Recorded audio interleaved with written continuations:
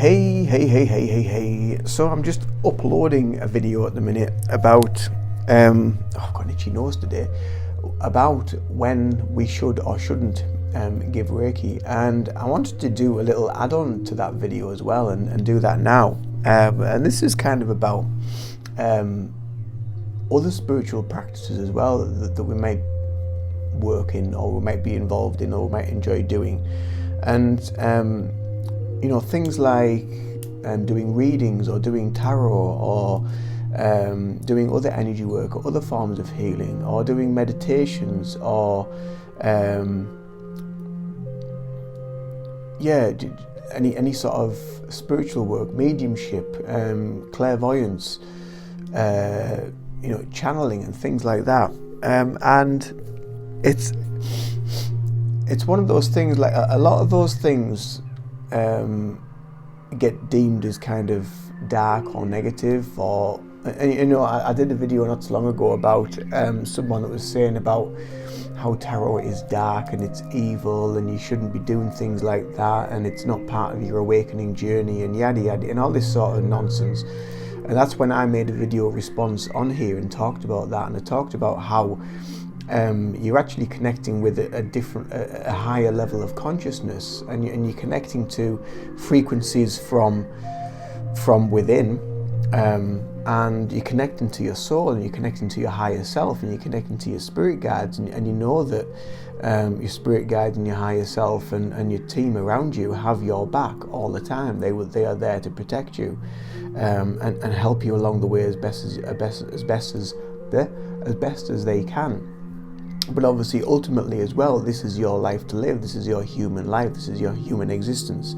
So you also have to take that learning on board yourself and learn the mistakes, because if you don't make mistakes and you don't take wrong turns, then how will you learn, and how will you progress, and how will you heal in different ways as well? So with regards to that, moving forward, again, like I was talking about with the Reiki, and you shouldn't give Reiki to clients if you're feeling under the weather, if you're not feeling balanced, if you don't feel the flow, if you've got a cold, if you're healing from something yourself, if you've had surgery, if you've been taking drugs, if you've been drinking alcohol, if you've been, I don't know, even if you just kind of, like I said in the video, if I've been at work in the matrix world, the job that I do as well alongside the healing, if I've been to work, then I try not to do client work on that day. I try not to, but if I know I'm going to get a chance to finish early, and I know I'll get a chance to rest, I'll get a chance to be able to heal myself and work on my own energy to be able to deliver the session okay, then I will do maybe one, at a push two, on the night, but it will have to be on a night time, so I get time for myself to be able to find my flow and to be able to bring myself to a balanced place. And that again is the same with any spiritual practice. So if you're feeling mentally exhausted, if you're feeling emotional, if you're healing from something, if you're going through some sort of trauma, if you're going through some sort of issue, if you've got a cold, if you've got a flu, if you're not in the flow, if you're just not in the right place and the not right frame of mind, you're not at the right wavelength, then don't do it. Just skip it, knock it on the head, come back to it another day, because the point of being well and being balanced and being at your optimum peak performance is that when you are at your optimum peak performance, then your aura will shine, you will glow, you'll be protected. So your own energy will protect yourself. Yes, your guides are there to help you and protect you as well. But if there are chinks in your armor, then things can get in. So it's about being balanced, and it's about being on the right wavelength, on the right frequency of a higher vibration. If you're of a lower vibration, then that's when you start to attract. But also, don't live in the fear of that you're going to bring things in, because if you live in the fear of that, you will attract them. They will see that and they'll think, oh, they're shit scared of us, let's go and work on that. So it's about being powerful, sitting and standing in your own power and being aware of how powerful you are, and your intention, your focus of mind, your full awareness of everything that is going on around you, is the key to your power, is the key to your journey, it's the key to your healing, and it's also the key to be able to work on yourself and protect yourself. And also, before any of these sessions, like before I do a Reiki session, I have a full ceremony that I go through before I even start or even get sat down to do the healing session. I spend about 15-20 minutes preparing this room for energy work. And that's vital to do that, because I want to bring not just my energy but the energy around me to the right vibration, to the right frequency, to the right frequency. Once it feels right and it feels at peace and it feels calm and I feel calm and the room is of a good vibration, then the healing session will go ahead. If I need to take a little bit longer, or I feel I need to come up a little bit earlier, so sometimes I'll come up, if I've got, say, I don't know, a session at 11 o'clock in the morning, then I'll be up here for 20 past 10 and I'll spend 20 minutes, 25 minutes maybe, because if that's the first session of my day, I want to make sure that this room, me, everything is of the right vibration. I will get the rain stick out, I'll have my singing bowl out, I will get sage out, I will smudge, I'll light candles, I'll set intention, I'll draw symbols around the rooms, I bring in full protection, I bring in guidance, I bring my guides in, I'll sometimes call in other guides of light that will assist the healing journey. I will ask for protection from Archangel Michael. I will ask for healing assistance from Archangel Raphael if I feel called to, if I feel a need to. So there is a lot of protection and there's a lot of setting up before an actual healing session. So the 30 minutes that you think that you're paying for your Reiki, the £20 or whatever it may be that I charge, £20, I know my costs, but for that 30 minutes, for me it's actually an hour of my time. So you're paying basically for a full hour of my time to be able to bring myself, the environment, my energy, and also your energy to the right frequency, because when I'm connecting to your energy, I'm then connecting to you, I'm connecting to your guides, I'm connecting to your higher self, and I'm in communication with them, I'm in communication with you through your subconscious, through your higher self, and I'm asking if these things are okay, if these things can be released, if this can be let go of. It's not just a case of me just doing certain things and holding my hands in one place, all that's a big part of it, but there's also an intuitive connection that I make to you. And once the session is over, once the session is finished, again, there's about 10-15 minutes that I do of clearance, of smudging, of ending the session, of closing off.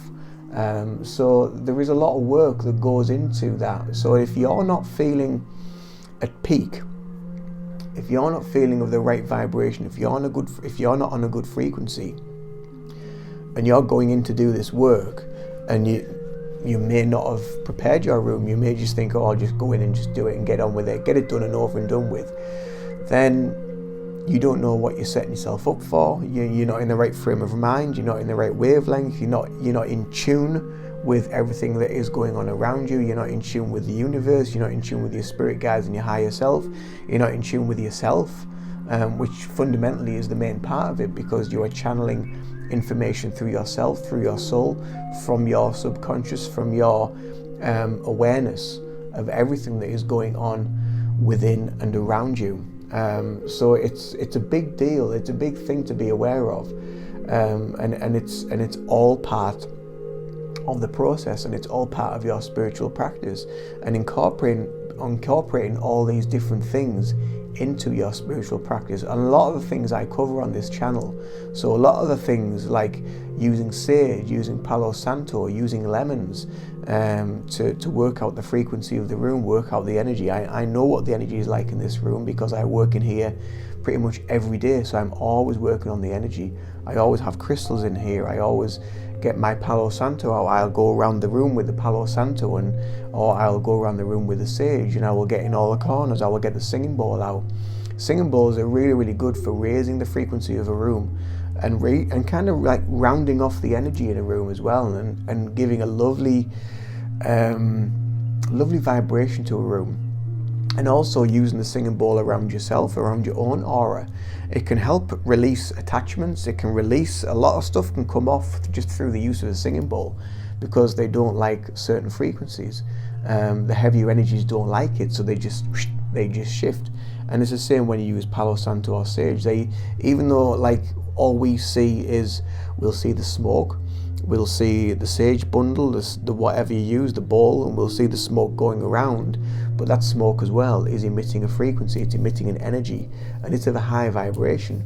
And when you've finished, I mean, I know when I've done the house, if I go around the house and I spend maybe 30-40 minutes doing a full sage session around the house, and then I have all the windows open, I let everything, and I set my intention. Again, intention is everything.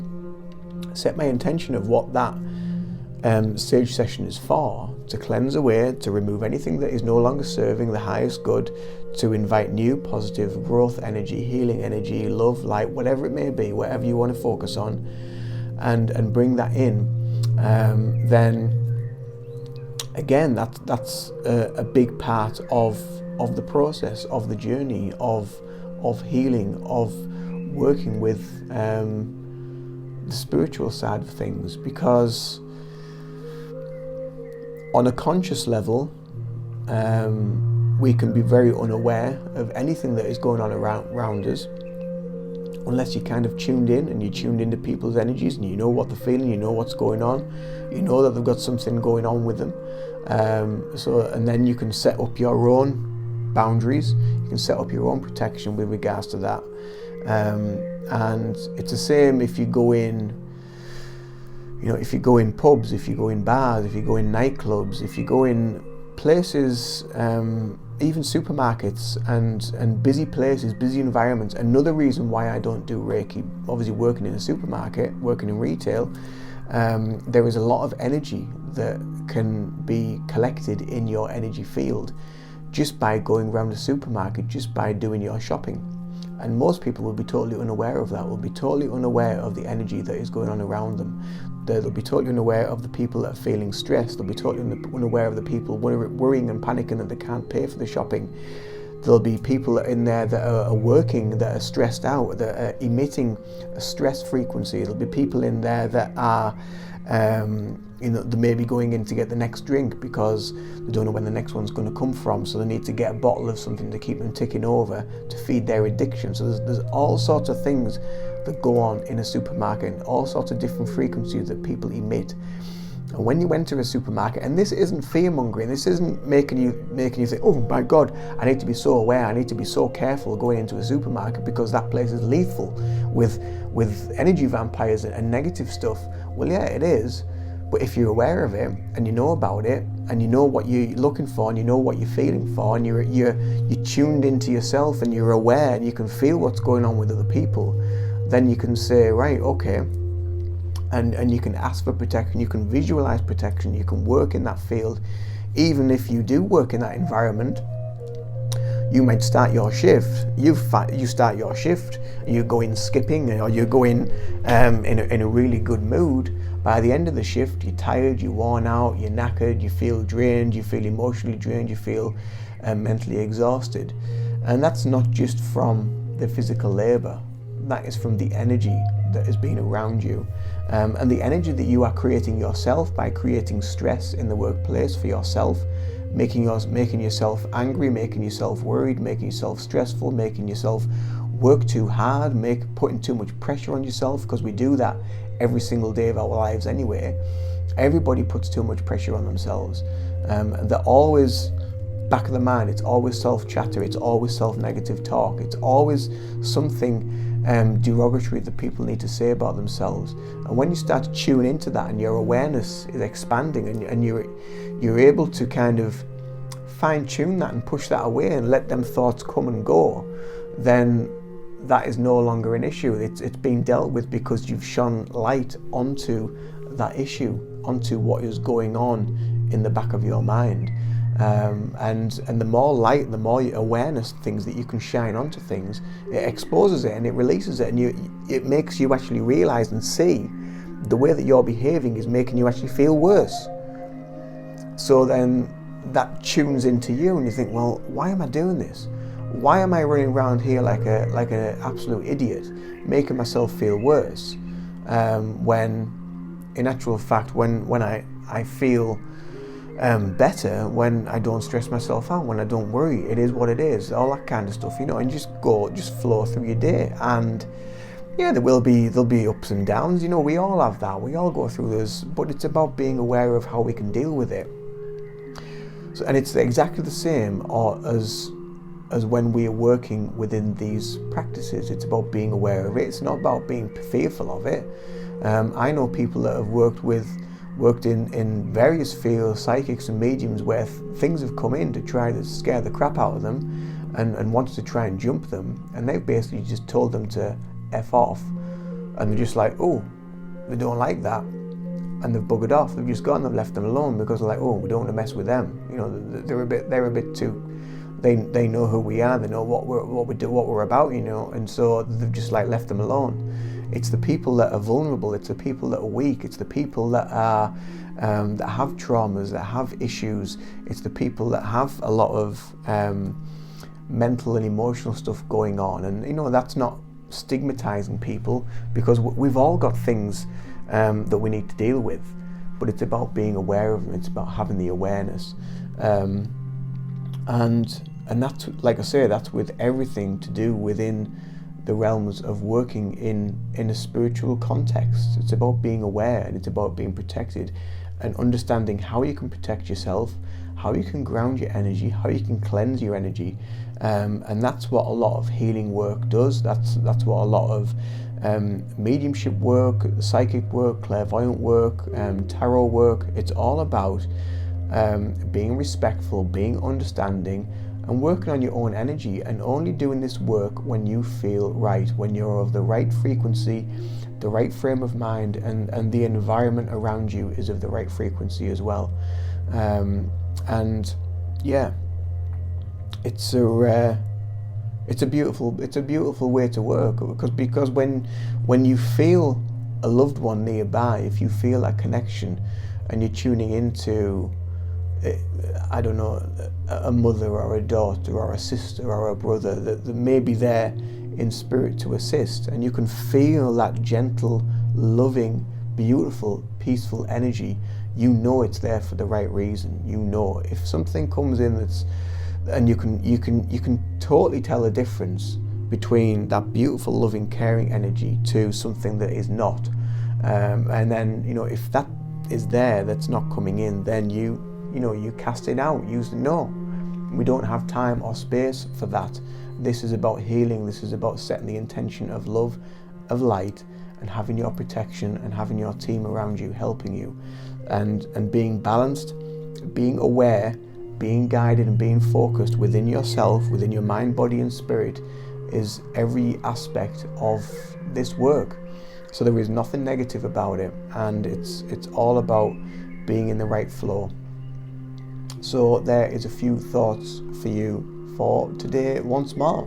So I hope you enjoyed this video. I hope that this video and the last video have been informative for you with regards to your journey, your healing, your practices, whatever they may be. Enjoy them. Don't be fearful, and just look after yourself, and only do them when you're feeling right, when your intention is pure and is pure of heart, and you are focused, balanced, and of the right mindset. That's when you can start working on that journey, really. Basically, fundamentally, it all comes down to you. It all comes down to the person. It all comes down to the individual that is doing the work. They need to be of the right frequency, the right mindset, to be able to deliver, to be able to connect, to be able to feel what is going on. And a huge part of that is about healing. The biggest part of that is about healing and healing your energy, working on your energy, finding your flow, and being aware of how you can work on your protection and how you can protect your energy, ground it, and work in these various frequencies. Okie dokie. So until the next video, much love to you all. Take care of yourselves. Namaste. Bye for now.